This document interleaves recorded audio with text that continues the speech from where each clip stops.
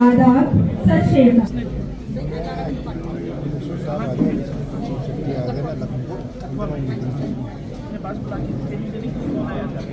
Sir उन्होंने हमें ladies को बुलाया था कौन दे रहा था कौन सिखा कौन रहा था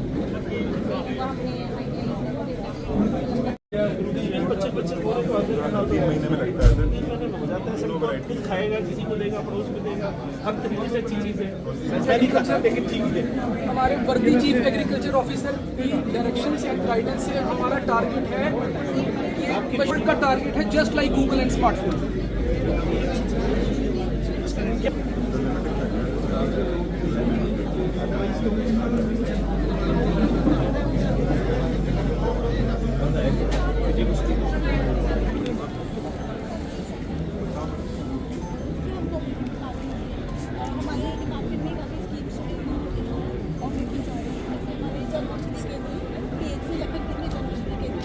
Heartiest welcome to you, sir. We are honored to have Additional District Development Commissioner Kathua, Shri Ranjit Singh ji, Chief Education Officer Kathua, prominent citizens. We also have among आज के इस भव्य कार्यक्रम में हार्दिक अभिनंदन। भारत को 2047 तक आत्मनिर्भर और विकसित सपने को देंगे। देश की रक्षा करने वालों का सम्मान करेंगे। हमारे बीच हमारे डिप्टी कमिश्नर श्री राकेश मनाल जी, हमारे बीच हमारी एडीडीसी अंकुर,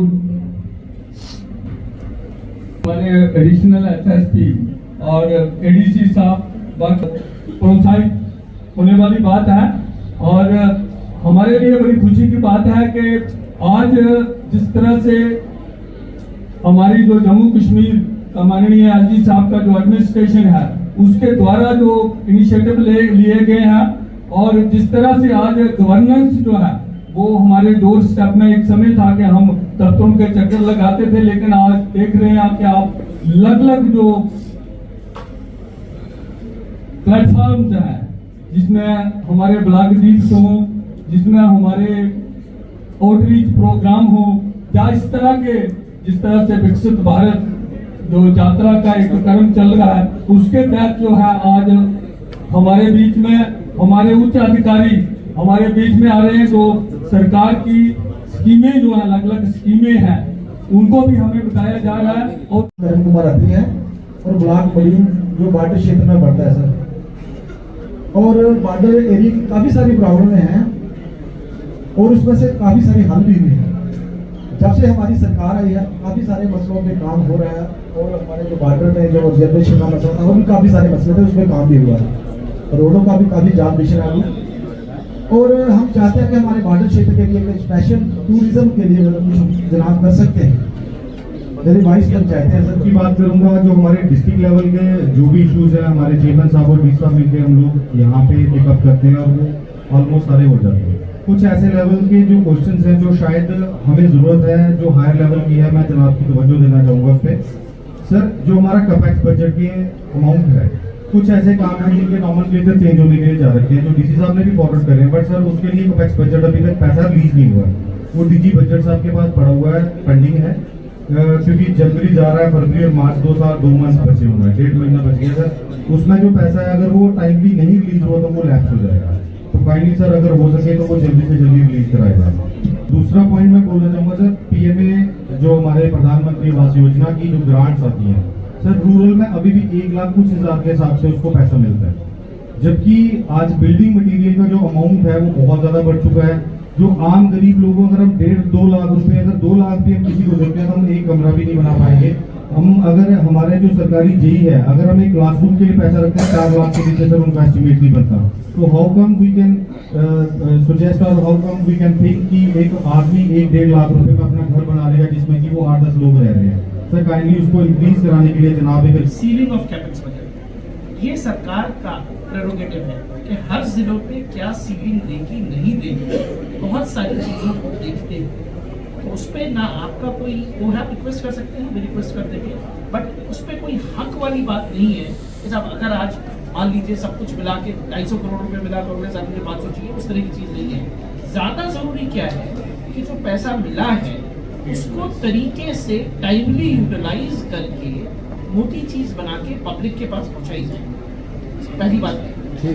दूसरा, कैपेक्स बजट में आपने सेविंग्स की बात की, डीसी साहब ने सेविंग्स की बात की। सरकार की पॉलिसी इंस्ट्रक्शंस के हिसाब से टेक्निकली आप सही हैं और सेविंग्स पे आपका पूरा हक है।